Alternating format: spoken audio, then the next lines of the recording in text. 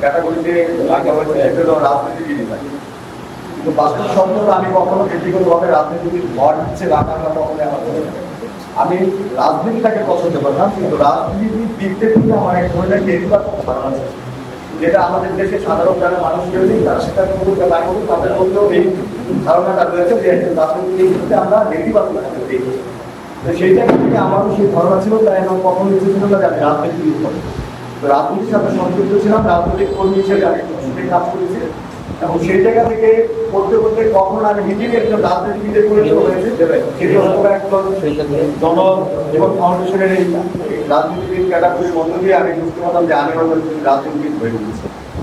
কিন্তু বাস্তব কথা হলো আমি এই জায়গা থেকে রাজনীতিবিদ হিসেবেও আমি আমার সেই শুরু পথ চলার মধ্যে এই জায়গা থেকে রাজনীতিবিদকে যেটা আমি দেখতাম, আমি কখনোই সেই রাজনীতিবিদ হয়ে উঠতে চাই। আমি সেই রাজনীতিবিদ হয়ে উঠতে চাই যে রাজনীতিবিদ এই দেশের মানুষের সেবায় কল্যাণে কাজ করে।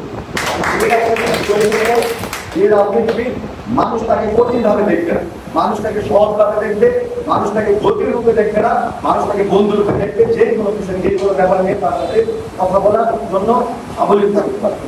এই রাজনীতি হয়ে ওঠার আকাঙ্ক্ষা আছে, একটি জনগণের আকাঙ্ক্ষা না, এটি আমার ব্যক্তিগত আকাঙ্ক্ষা। কারণ আমি যখন রাজনীতি শুরুতে একজন কর্মী হিসাবে কাজ করেছিলাম রাজনীতির সাথে, তখন আমার এই আকাঙ্ক্ষাটি ছিল যে একজন রাজনীতিকে আমি এভাবে দেখতে চাই। সে আমার আকাঙ্ক্ষাটি যদি সম্ভব হয় আমার এই বয়সে এই জায়গায় এসে আমি সেটিকে পূরণ করবো। আর সেটি পূরণের মধ্য দিয়ে অথবা এদেশের মানুষের সাধারণ মানুষের যে আকাঙ্ক্ষা রয়েছে সে আকাঙ্ক্ষা পূরণের সম্ভব না। এখন সেই জায়গাটা কিন্তু নেই যে আমার ছেলে আপনার ছেলে সেই জায়গা থেকে খেলবে, সেরকম কোনো পরিস্থিতি আমরা তৈরি করতে চাই। সেই দায়বদ্ধতা আমাদের রয়েছে।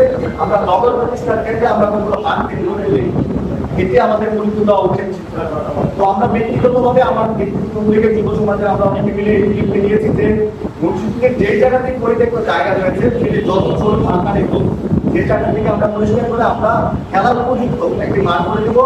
অন্তপক্ষে মাঠের খেলার যাতে পরিবেশ সৃষ্টি হয় সেই উদ্যোগটির মধ্যে আমরা দিয়েছি। কলেজের পাশে যে জায়গাটি ছিল আমরা দেখি জায়গাটি একটি মাঠ নির্মাণের জন্য, যাতে কেউ ব্যক্তিগত মাঠের আসে একটি ব্যক্তিগত প্রতিষ্ঠানে পরিণত না করতে পারে।